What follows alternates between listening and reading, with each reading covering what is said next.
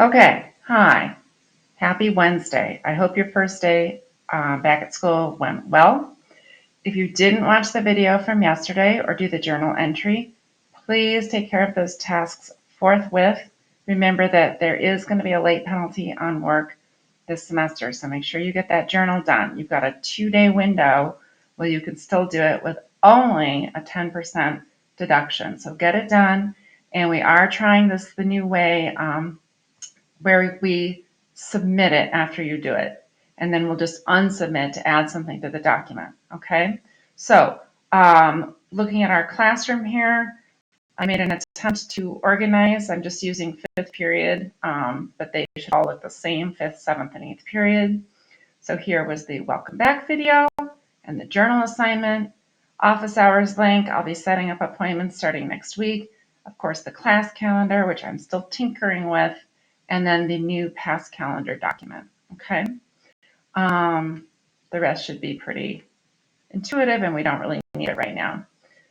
Okay, next up, get out your course packets, please. And what you can do is pause this video while you get your materials out. But we're gonna do vocabulary. So get out your bright orange course packet.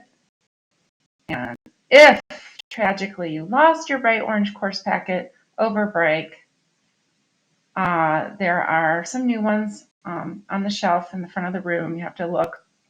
The fact that they're so bright should help. So our word for today, Wednesday, January 5th, is mellifluous. So I was reading that Victorian novel I told you about, and mellifluous was a word. It described somebody's voice. I believe it was actually the villain. So, he was being sweet as honey, except not really, and his voice was described as mellifluous. And you can see the root melli there for honey, and flu, like if you think about fluid, right? Flow. So flowing honey in the voice. Good word. So again, you can go ahead and pause if you want to write this down. But now we'll do our little stick figure. Stick figure had a really good break. And here is stick figure. I haven't even thought about what we're going to do. Stick figure is here. Right as rain. And let's see, maybe there's a little bumblebee. It doesn't really look like a bumblebee. I guess they have like little antenna, right? No, okay, well, you can just bear with me on that. And maybe a jar of honey.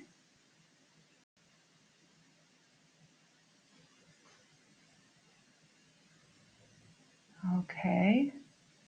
And maybe stick figure's voice is just sweet as honey. I wish there was a little symbol for something being sweet. And, I just bear with me on that being a bee, okay? Let's just say that's a bumblebee there. Get a little color. Okay, so again, pause if you need to draw your stick figure. We're going to now go to our bright orange course packet. I don't have mine at home to hold it up. You know what it looks like. It's bright orange. It's the course packet. You're already in there for your vocabulary. Perfect. So now, once you've written down your vocab, go to page 8 in that bright orange course packet, and let's talk for a moment about some comma rules. I was thinking anyway, to be honest, that this might be a good week to get into a little bit more grammar. I hope you've been mulling over those possessive apostrophes over break and paying attention to lie, lay. I heard a lot of lie, lay mistakes over break. Very grating on the nerves. Sadly, they happen all the time. Did you hear them? Did you hear any lie, lay mistakes? Okay. Anyway, I'm going to explain these and then there'll be Ed puzzle questions, okay? So first we go here. We're going through 11 comma rules. We're going to hit like 5 today, okay? Comma rules are easy fixes in your writing. They add clarity to your writing. Remember that essentially what punctuation does is it recreates the intonation of your voice on paper, it's kind of magic if you think about it, really. I mean, it's amazing enough that we can write down words and these little symbols mean something to other people. But to be able to indicate a pause or a stop or a query or an emphasis just with a little mark is kind of cool. So use punctuation. It nuances your writing. So rule number 1, to clarify direct address, as in, please pass the salad, Andrew, or Mom, you're the best. So this is where you put a comma after or before a name when you're addressing someone or something, okay?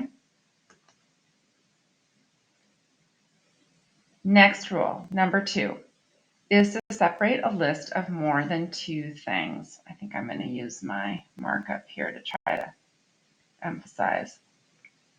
So this is sometimes called the Oxford comma, sometimes called the Harvard comma or the serial comma, this last comma. This last comma is considered by some a stylistic point. And so if you have, we're going to serve pizza, lemonade, and cake at the party.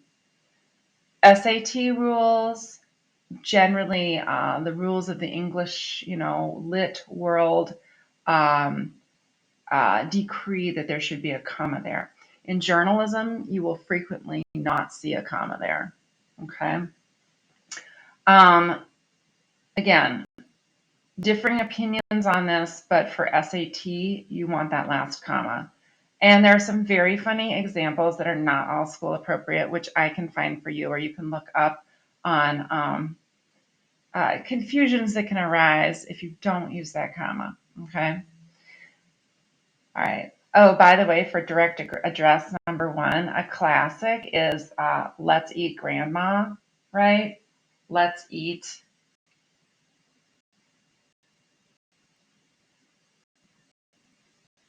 And you see this on t-shirts and stuff. Commas save lives. Because if you just say let's eat grandma, it sounds, kind of like a cannibal thing. And then you put that direct address comma in there. Oh, makes perfect sense. If the items in the list themselves contain a comma, then you've got to use semicolons in between each list element, okay? So there's a bunch of examples of that here. Places, dates, these are common sources of extra commas within list items. Okay, rule number 3. To divide 2 or more adjectives. These are called coordinate adjectives. The dog has a long, curly tail. If the second adjective creates a type of thing, like cell phone is a thing. Cell, I mean, yes, it's modifying phone, but it's not a descriptor per se. Then you wouldn't say he has a new cell phone. He has a new cell phone. Cell here is not really functioning like an adjective, as opposed to the dog has a long, curly tail. Okay. Type 4 with interrupters. These commas function almost like parentheses or dashes, but the comma is a little bit lighter. It's not as big an interruption. Pigs, by the way, are very intelligent. And these are one of those places where you can really hear the comma in your voice, right? Parentheses and dashes, again, maybe slightly different nuance in the voice, slightly different inflection in the voice. Things like, for example, a good example of an interrupter, for one, you might say, Chicago, for one, is an example of a city by a lake. All right, and the last one we're going to talk about today is with appositives. Sounds so fancy, but I am a positive that you'll get used to the term appositive. This is where you are identifying someone or something. Her brother-in-law, an artist, drives a VW Bug. Ms. Hunter, my teacher, loves comma rules. So again, it's almost like a parentheses, okay? So it's slotting in, here's the person, okay? And then here's the identifier. So we'll notice in Hamlet that Hamlet, who talks a lot, uses a lot of appositives. And when he thinks of, a dog, he might say, my dog, my faithful companion, my furry canine friend, and he'll use like 3 or 4 or 5 appositives. Um, and as we'll discuss, that's linked to his prodigious imagination. He just can't control where he's going verbally. He's got so much in his head, it's going to come out.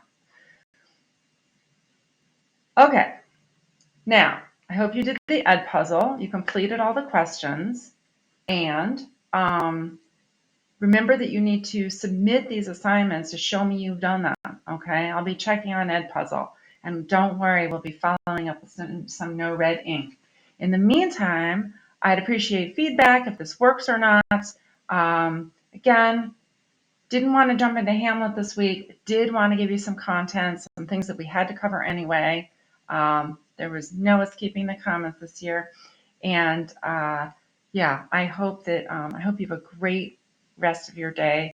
Take care. I'll see you tomorrow.